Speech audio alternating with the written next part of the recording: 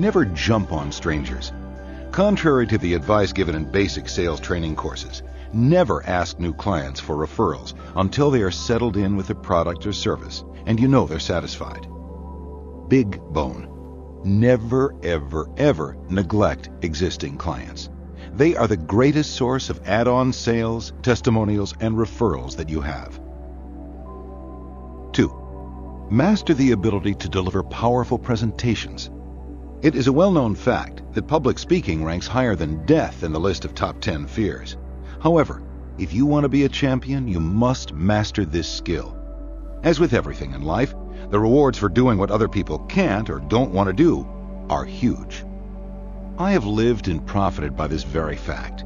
There is much more leverage in talking to 100 people than to one person, especially if you're introducing a product, service, or business opportunity. Today, in the education business I work in, 90% of my sales come directly from inquiries and leads generated from seminars and talks I've done. It is critical that you know how to do this well.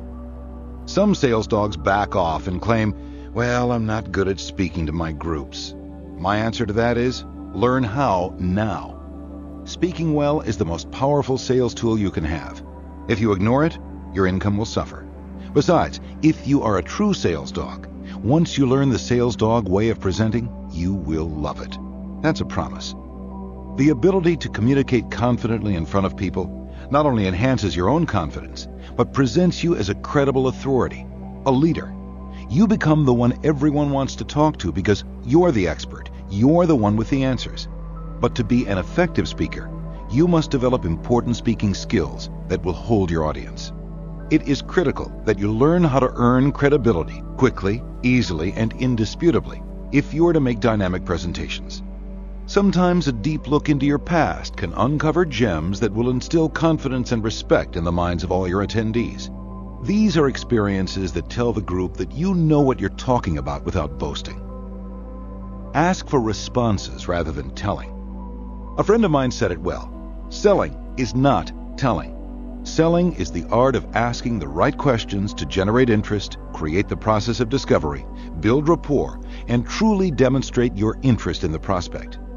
There is a particular art to doing this with a group. Believe it or not, the bigger the group, the easier it is. Acknowledge others.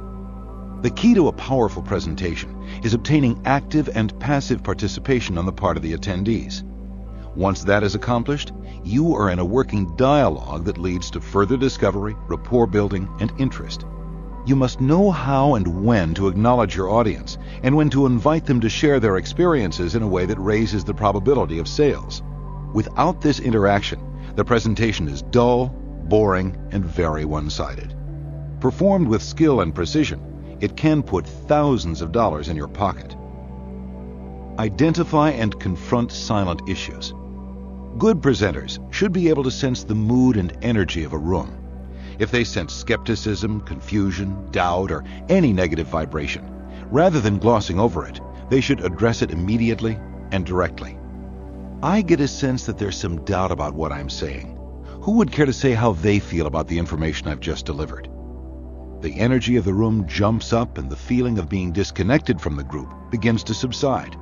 This is extremely valuable because you are addressing objections before they build up against you. Listen. In a presentation, it is important to focus and listen to what participants have to say all the way through. The natural tendency is to try to gauge the intent and nature of the question as fast as you can and be ready with a good answer. But the moment your mind begins to ponder an answer is the moment you stop listening. The most important part of any conversation is revealed at the end of a person's comments. So if you have checked out in intellectual land, you will miss the real selling signals. These critical elements of feedback are where the clues, hints, and insights are hidden. And it is these gems that will allow you to ask specific questions in order to address the client's needs. Listening well also develops a more trusting and respectful relationship, which will encourage a positive buying decision.